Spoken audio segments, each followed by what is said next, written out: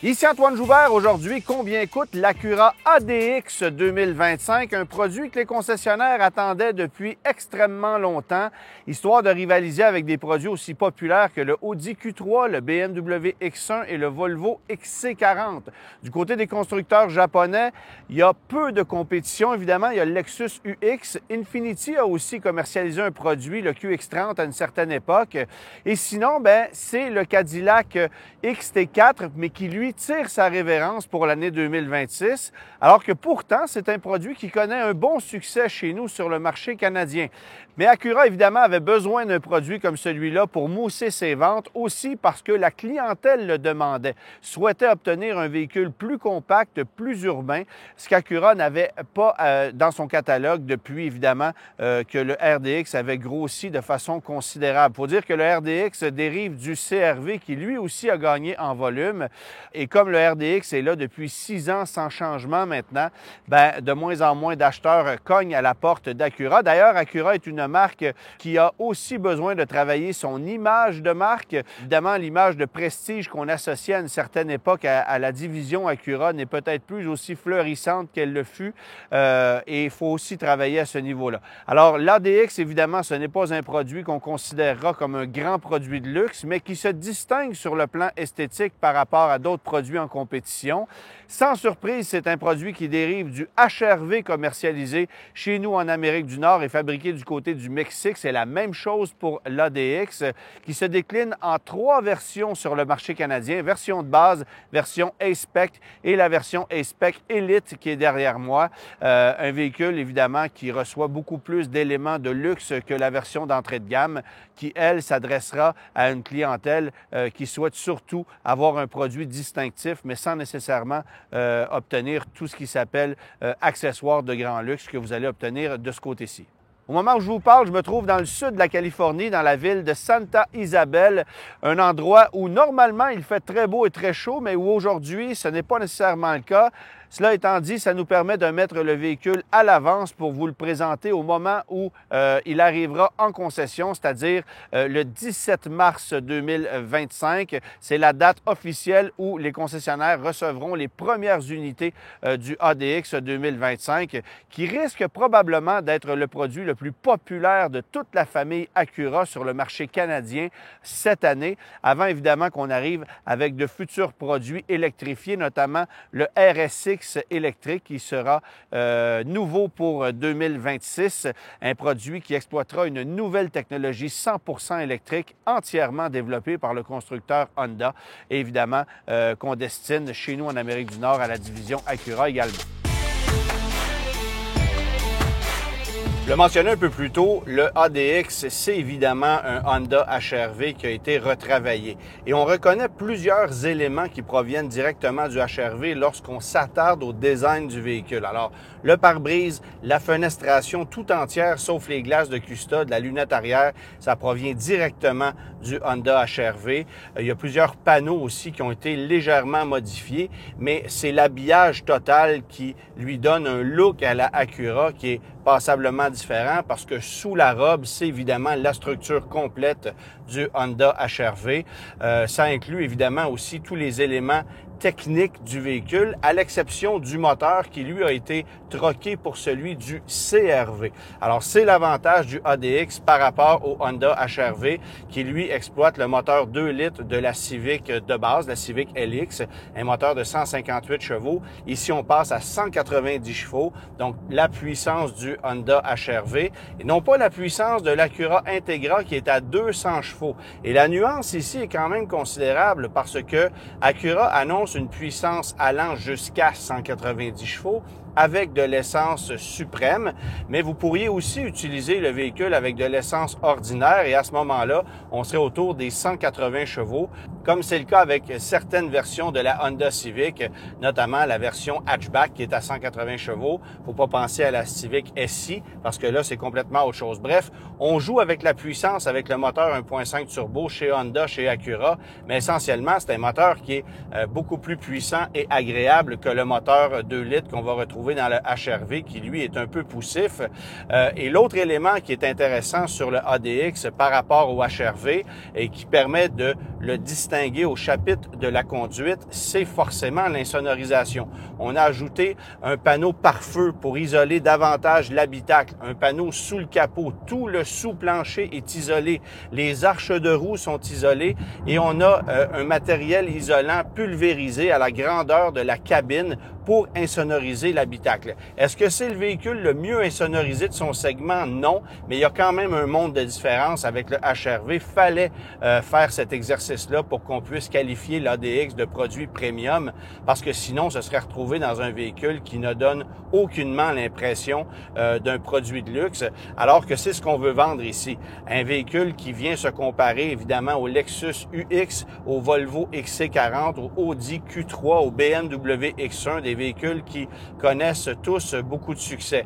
Et la grande question, est-ce qu'il y aura évidemment ce qu'on appelle dans le jargon du cross-shopping entre ces produits-là? Est-ce qu'un acheteur de BMW X1 pourrait considérer un Acura ADX?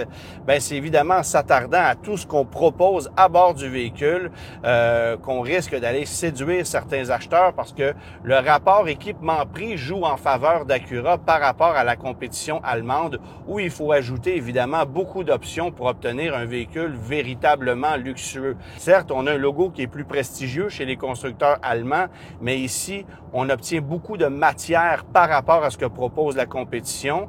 Il faut se comparer aussi à Lexus avec le UX, mais qui lui propose une motorisation hybride, donc une direction qui est complètement différente de celle qu'on a ici. Et sinon, ben, Infiniti n'a pas de joueur équivalent à ce produit-là. On a eu le QX30 pendant quelques années, qui était essentiellement un Mercedes GLA d'ancienne génération recarrossé, mais ce fut un lamentable échec commercial.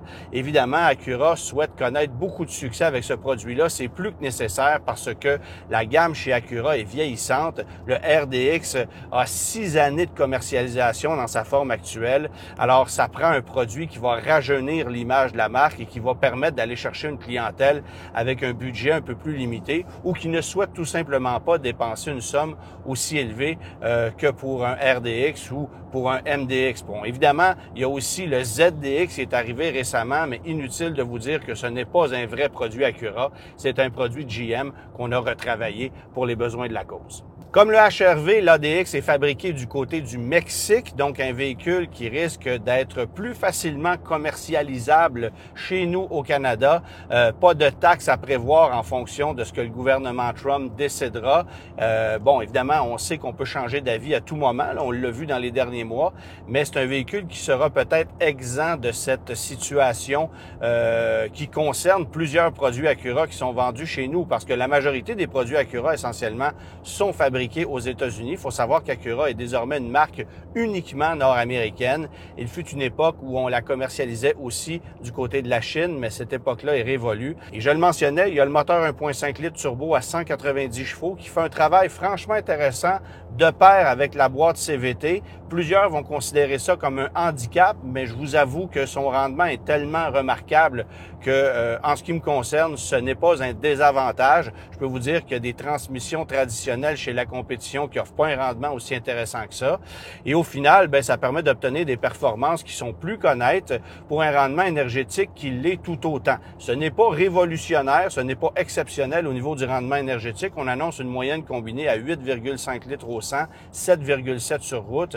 Évidemment, avec le rouage intégral qui est livré d'emblée sur tous les modèles commercialisés sur le marché canadien, mais c'est une option sur le marché américain où on peut obtenir des modèles à roue motrice avant, comme c'est le cas avec le HR-V. Chez nous, évidemment, il y a une version du HR-V qui est vendue à roue motrice avant, le modèle LX de base, mais aux États-Unis, il y a beaucoup plus d'acheteurs enclins à choisir un modèle de roue motrice parce que le rouage intégral n'est pas un avantage et parce que ça peut faire grimper la consommation moyenne de carburant. On a évidemment ici une suspension indépendante aux 4 roues, une direction qui a été retravaillée, qui en fonction des modes de conduite va offrir une fermeté variable. Alors ça, c'est une bonne nouvelle. Et il y a 5 modes, il y a jusqu'à 5 modes de conduite sur l'Acura ADX où vous allez quand même sentir certains changements. La suspension au niveau de sa fermeté, ça ne change pas, mais au niveau du rendement mécanique, c'est-à-dire moteur-transmission, ben vous allez sentir un changement lorsque vous passez en mode sport, surtout par rapport au mode confort. Et il y a aussi un mode individuel dans le cas de cette version ADX A-Spec Elite, où là, vous pouvez essentiellement personnaliser la conduite comme bon vous semble. Sinon, pour les autres versions, c'est 4 modes de conduite, donc il n'y a pas de mode individuel.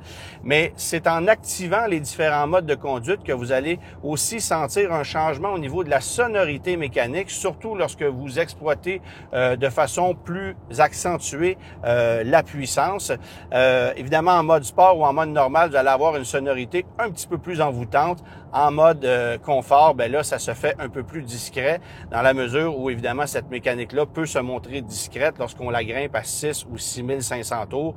C'est une mécanique qui se fait quand même un peu entendre. Il faut quand même rappeler que c'est un moteur 1.5 litres turbo compressé, donc une petite cylindrée par rapport à toute la compétition qui, elle, propose un moteur 2 litres.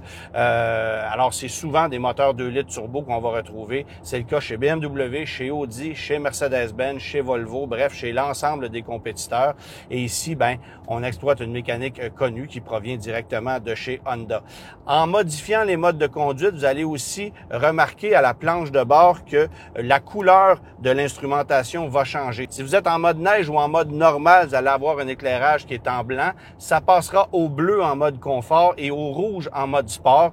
Et ça, ben, c'est évidemment pour vous donner cette illusion que vous conduisez un véhicule plus sportif, mais dans les faits, bien que ce soit dynamiquement beaucoup plus intéressant que le HR-V, ben, vous n'aurez pas autant de sensations de conduite ici que si vous achetez un Audi Q3 ou un BMW X1 ou X2. Ça, c'est évident, là. Les Allemands ont quand même un avantage à ce niveau-là. Peut-être exception faite du Mercedes-Benz GLA, qui pour moi est un des pires produits du segment, à oublier. Mais ici, c'est surtout l'équilibre parce que c'est un véhicule qui se montre peut-être même un peu plus confortable que la moyenne, plus spacieux que la moyenne aussi. Surtout aux places arrière, vous allez avoir beaucoup plus de dégagement pour les jambes que chez la compétition. Remarquez, c'est le cas aussi avec le HR-V qui a grossi énormément par rapport à la précédente génération. Ça en fait un véhicule qui est plus apprécié par les familles que par le passé. Évidemment, le rouage intégral qu'on obtient ici, c'est un système réactif. On peut acheminer aux roues arrière jusqu'à 50% du couple en fonction du patinage des roues avant. Il n'y a pas de vecteur de couple comme avec un système SH All-Wheel Drive que vous allez retrouver sur d'autres produits Acura. C'est un peu plus simpliste, mais quand même, c'est un rouage intégral qui peut faire le travail. Et vous allez avoir un système d'assistance à descente en pente avec le véhicule d'emblée si vous obtenez un modèle à 4 roues motrices. Dans le cas des modèles à 2 roues motrices américains, ben ce n'est pas offert. Aménagement intérieur maintenant, on a mis beaucoup de crémage sur une planche de bord que vous allez reconnaître, qui est directement empruntée à la Honda Civic et évidemment au Honda HR-V.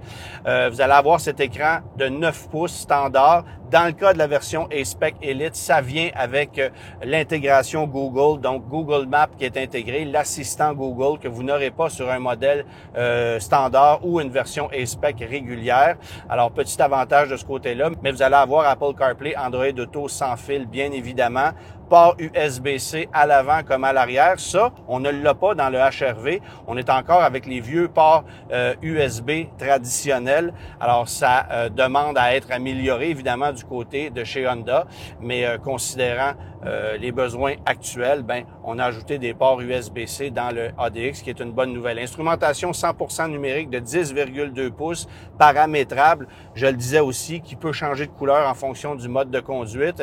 Et une ergonomie qui est irréprochable au niveau de l'utilisation des commandes parce que vous allez avoir chauffage, climatisation à 2 zones, mais avec 3 commandes rotatives traditionnelles, ce qu'on aime beaucoup. Visuellement parlant, ce n'est pas ce qu'il y a de plus moderne, mais sur le plan fonctionnel, c'est impeccable. Et dans le cas de cette version ADX Elite, ben, on obtient un système audio Bang & Olufsen à 15 haut-parleurs qui a été spécifiquement travaillé pour cette version-là. Ça sera un argument de vente pour les audiophiles, forcément par rapport à une version ADX et Spec qui obtient un système audio beaucoup plus conventionnel et pas nécessairement convaincant.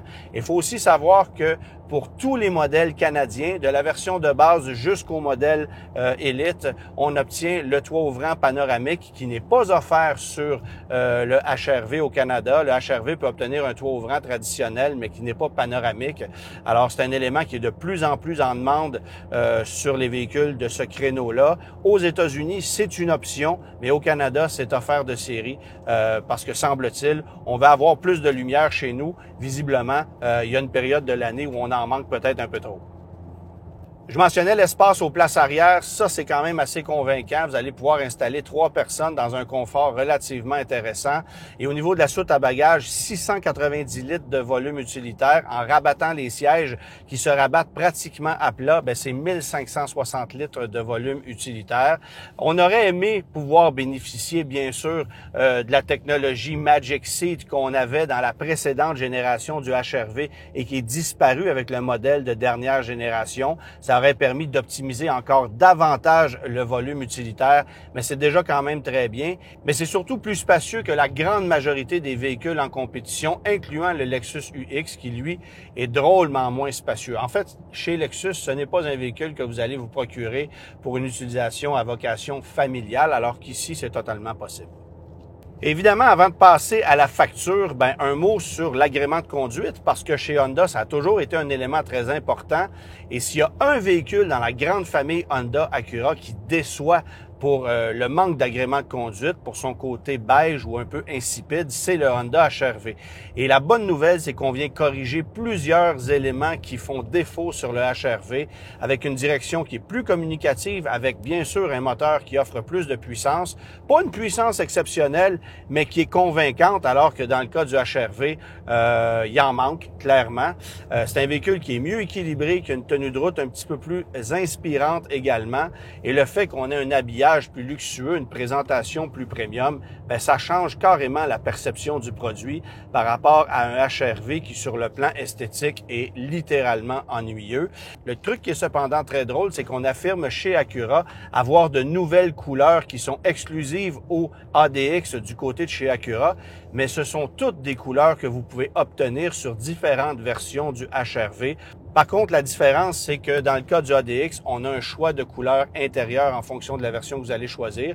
Et bien sûr, le modèle que je conduis présentement, c'est le ADX A-Spec Elite, qui lui est offert avec une sellerie de cuir rouge optionnelle, à très peu de frais d'ailleurs. C'est un bel avantage pour pouvoir avoir un véhicule dont l'allure est un peu plus premium. Et aux États-Unis, il y a possibilité aussi d'obtenir une sellerie de cuir avec une couleur blanc et bleu, plus ou moins réussi sur le plan esthétique. Ça fait pas très luxueux, ça fait un peu plus sportif, vous allez dire. On a l'impression que c'est commandité par Adidas, mais ça, ce n'est pas offert au Canada. Les concessionnaires ont cru bon de ne pas l'offrir parce qu'au final, on serait resté collé avec des stocks d'un véhicule qu'on souhaite vendre en grande quantité. On s'attend d'ailleurs chez certains concessionnaires Acura à ce que l'ADX soit le produit le plus populaire de toute la gamme en 2025 parce qu'évidemment, on a aussi un RDX qui, lui, est en recul par rapport aux bonnes années de ce produit-là. Je rappelle que le RDX est là depuis 6 ans sans changement d'importance. Ça commence à être très long pour un cycle de véhicule, surtout dans un créneau où la compétition est extrêmement forte. Avant de m'attarder au prix du Acura ADX, un mot sur la compétition qui est quand même assez nombreuse. Ça commence avec l'Alfa Romeo Tonale, l'Audi Q3, BMW X1, évidemment le Cadillac XT4, mais qui tire sa révérence, Mercedes-Benz GLA, évidemment le Lexus UX et finalement le Volvo XC40. Il y a évidemment des déclinaisons électriques de certains de ces modèles, mais qu'on ne considère pas parce qu'Acura a un seul groupe autopropulseur. Malheureusement, pas de motorisation hybride, ce qui aurait été extrêmement intéressant dans le cas de ce produit-là, sachant qui plus est qu'on amènera une motorisation hybride dès 2026 sous le capot de l'Acura Integra, laquelle sera directement issue de la Honda Civic hybride qui est fabriquée à la même usine que l'Acura Integra du côté de Marysville en Ohio. Mais dans le cas évidemment du Acura ADX, fabrication mexicaine à l'usine du Honda HR-V qui ne propose pas de motorisation hybride pour le marché nord-américain. Et ça aussi, c'est une petite déception. Ça prendrait une motorisation hybride. Dans le cas du HR-V, pour rivaliser avec un Toyota Corolla Cross ou une Subaru Crosstrek à motorisation hybride. Mais ici, évidemment, si on l'avait, on pourrait rivaliser plus efficacement avec le seul autre joueur du marché japonais, qui est le Lexus UX 250H. Maintenant, côté prix, évidemment, on est dans la course, on se compare avec la compétition. Ça débute transport, préparation et frais de concessionnaire inclus à 48 692 $ pour une version de base. Ajoutez 2 000 $ de plus pour la version A-Spec avec l'habillage qui est peut-être esthétiquement plus intéressant. Et dans le cas de cette version A-Spec Elite, ça passe à 55 192 $. Transport, préparation, frais de concessionnaire inclus. Alors, la version la plus équipée de l'ADX se situe tout juste en bas du modèle d'entrée de gamme du RDX qui, lui, débute à 57 512 $ pour aller plafonner à 63 842 $. Donc, le RDX qui a vu ses prix augmenter. Ici, on est nez à nez avec la compétition. Pour vous donner une idée, si vous prenez un BMW X1 en version de base, évidemment, ça commence à 51 452 $ et en ajoutant quelques groupes d'options avant d'opter pour un modèle de performance, bien, vous êtes à 57 352 $. Ça, c'est chez BMW. Et chez Lexus, 47 528 à 55 266 $. Alors, on est pile poil dans les prix du Lexus UX avec un Acura ADX, mais avec une formule qui est évidemment un peu différente. Financement, 72 mois dans le cas du Acura ADX. Le taux est très élevé à 7,29 %. Alors, ce n'est pas nécessairement intéressant en financement pour le moment. Le véhicule arrive sur le marché. 963 $ taxes incluses pour une version de base, 1003 $ pour une version A-Spec et 1092 $ pour une version A-Spec Elite comme celle-ci. En location, on est un peu plus compétitif, cela étant dit, à 4,99 % de taux de location. Et si vous louez sur des termes plus courts, bien là, vous allez vous rendre compte que les taux sont plus alléchants. C'est vrai au financement aussi. Alors, tout dépendant du niveau de confort financier que vous avez, ça peut être intéressant de penser à une location ou un financement à un peu plus court terme. Location 48 mois, vous êtes à 797 $ pour une version de base, 828 pour un modèle A-Spec et 932 pour un modèle A-Spec Elite comme on a ici. Évidemment, bien, valeurs résiduelles qui vont varier de 48 à 50 % selon la version après un terme de 4 ans, 80 000 km par année. Location du côté de chez BMW, vous êtes à 399 pour un X1. Donc, 773 à 866 $. BMW est très agressif en location. On est un peu moins cher qu'ici. Et du côté de chez Lexus, 759 à 922 $ à un taux de 4,9 %. Alors là aussi, juste un petit peu plus agressif qu'Acura. Mais il faut comprendre que le véhicule vient d'arriver sur le marché et qu'on pourrait s'ajuster très rapidement dans les mois à venir. Chez BMW, en financement de 968 à 1080 $ et chez Lexus, de 903 à 1050 $. Je rappelle que du côté de chez Acura, de 963 à 1092 $. Alors, on est vraiment nez à nez avec la compétition. Pour un produit qui vient d'arriver sur le marché, je pense qu'on est dans le coup. On a un produit qui est quand même assez convaincant. Reste à voir si la clientèle mordra à l'hameçon et sera séduite par l'image un peu plus prestigieuse de ce produit-là, nonobstant le fait que le véhicule en soi soit très intéressant. Je pense que la faiblesse d'Acura demeure encore au niveau de l'image de marque par rapport à la compétition qui est généralement plus prestigieuse. Évidemment, je ne parle pas d'Infiniti parce que Infiniti n'a pas de véhicule en compétition dans ce segment-là, mais est probablement une des marques de prestige qui bat le plus de l'aile par les temps qui courent, au point où on pourrait considérer que sa vie est peut-être comptée. Ce n'est pas nécessairement le cas d'Acura, mais il faut comprendre qu'Acura en ce moment est une marque exclusivement nord-américaine et qu'il faudra travailler très fort pour redorer le blason de cette marque-là qui en a bien besoin.